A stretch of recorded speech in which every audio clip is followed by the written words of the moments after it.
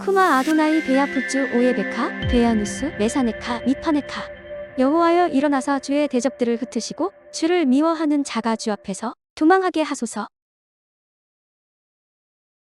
샬롬, 생각하는 성경 홀리아미입니다. 오늘의 말씀은 어렵지 않은 내용이라서 간략하게 나누겠습니다. 우리들이 발람의 예언을 해석할 때 하나님께서 예언을 주신 의도를 파악해야 하지, 예언의 단어가 무슨 의미인지를 집요하게 파고드는 것은 중요하지 않습니다.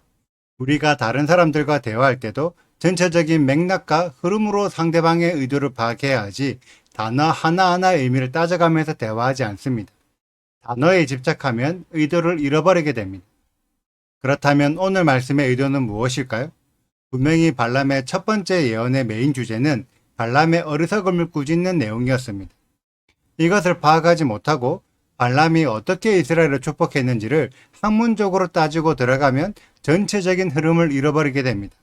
발람의 예언을 들은 발락은 어떻게 해야 했을까요? 자신의 어리석음을 깨닫고 더 이상 이스라엘을 저주할 생각을 버려야 합니다.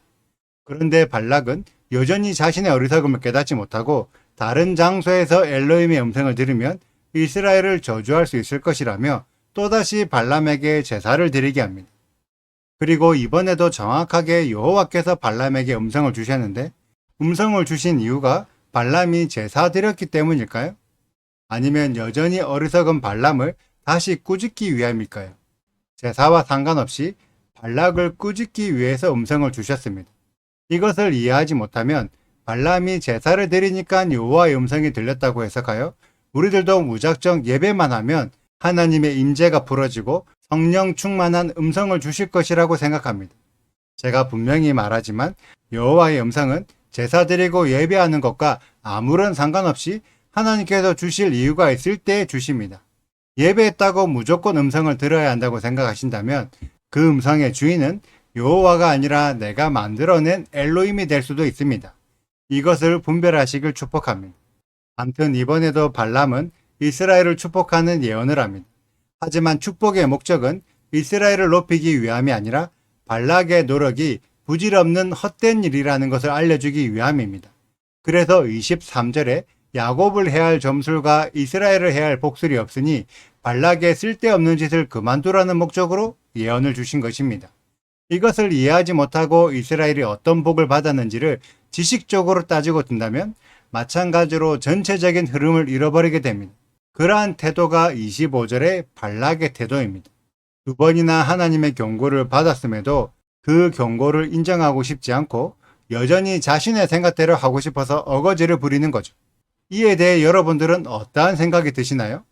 발람이 믿음 있는 하나님의 사람이라서 제사만 들으면 여호와의 음성이 들리는 뛰어난 선지자였을까요? 제가 그러지 않다는 것을 앞서 여러 번 설명을 드렸음에도 여전히 발람이 여호와의 음성을 들었다는 이유 하나만으로 발람의 믿음을 높게 생각하는 사람들이 있습니다. 심지어 유대인들조차도 발람의 예언을 높은 수준의 예언으로 해석하는 자들이 많습니다. 하지만 우리들은 그 예언들의 본질을 파악할 수 있어야 한다는 거죠. 지금도 많은 신앙인들 중에는 발락과 같은 어거지의 믿음을 주장하는 사람들이 너무나 많습니다. 분명히 성경이 말하고 있는 믿음은 그러한 믿음이 아니라는 것을 여러 번 증거했음에도 자신이 예수님을 믿는다는 이유 하나만으로 모든 성경의 말씀을 뒤엎고 자신의 생각만 옳다고 스스로를 높이고 있습니다. 토라 포션을 함께 나누고 있는 여러분들은 어떠하신가요? 수많은 목사님들의 가르침과 성경에 기록된 가르침 중에서 어느 가르침을 따르고 있습니까? 26절을 보면 발람은 분명히 여호와께서 하신 말씀을 그대로 따를 수밖에 없다고 설명하고 있습니다. 하지만 실제로 발람은 여호와께서 말씀하신 대로 살았을까요? 말씀을 발락에게 전하기만 했지 발람 스스로는 말씀대로 살지 않았습니다. 그래서 이스라엘이 높고 위대하다는 예언을 했지만 실제의 발람의 삶은 이스라엘을 대적하여 모압의 편에 서고 나중에 이스라엘과 싸워 죽임을 당하게 됩니다. 발락의 믿음과 발람의 믿음을 깊이 묵상해 보세요. 그들은 믿음이 있는 것처럼 보이지만 실제로는 전혀 믿음이 없는 자들이었습니다. 우리들도 마찬가지입니다. 믿음이 있는 것처럼 보이는 것은 전혀 중요하지 않습니다. 실제로 그러한 믿음이 있는 것이 훨씬 중요하죠. 예수와도 자신의 믿음을 자랑하지 않으셨습니다. 오직 아버지 되신 여호와 하나님의 말씀을 그대로 지키고 그 지키신 것을 자랑하셨죠. 그러한 실제적인 믿음의 삶을 가진 우리 홀리아미 가족들이 되시기를 축복합니다. 오늘의 영상은 여기까지입니다. 오늘의 말씀 읽으시고 질문 있으시다면 언제든지 댓글로 남겨주세요. 오늘도 감사합니다. 샬롬! 발락이 말하되 나와 함께 그들을 달리 볼 곳으로 가자. 거기서는 그들을 다 보지 못하고 그들의 끝만 보리니 거기서 나를 위하여 그들을 저주하라 하고 소빔들로 인도하여 비스가 꼭대기에 이르러 7 제단을 쌓고 각 제단에 수송아지와 순양을 드리니 발람이 발락에게 이르되 내가 저기서 여호와를 만나 뵐 동안에 여기 당신의 번제물 곁에 서소서 하니라. 여호와께서 발람에게 임하사 그의 입에 말씀을 주시며 이르시되 발락에게로 돌아가서 이렇게 말할지니라.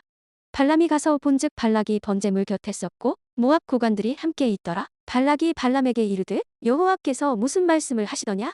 발람이 예언하여 이르기를 발락이여 일어나 들을지어다. 십볼의 아들이여 내게 자세히 들으라. 하나님은 사람이 아니시니 거짓말을 하지 않으시고 인생이 아니시니 후회가 없으시도다. 어찌 그 말씀하신 바를 행하지 않으시며 하신 말씀을 실행하지 않으시랴. 내가 축복할 것을 받았으니 그가 주신 복을 내가 돌이키지 않으리라. 야곱의 허물을 보지 아니하시며 이스라엘의 반역을 보지 아니하시는도다. 여호와 그들의 하나님이 그들과 함께 계시니 왕을 부르는 소리가 그 중에 있도다. 하나님이 그들을 애굽에서 인도하여 내셨으니 그의 힘이 들소와 같도다. 야곱을 해할 점술이 없고 이스라엘을 해할 복술이 없도다. 이때에 야곱과 이스라엘에 대하여 눈알진대 하나님께서 행하신 일이 어찌 그리 크냐 하리로다.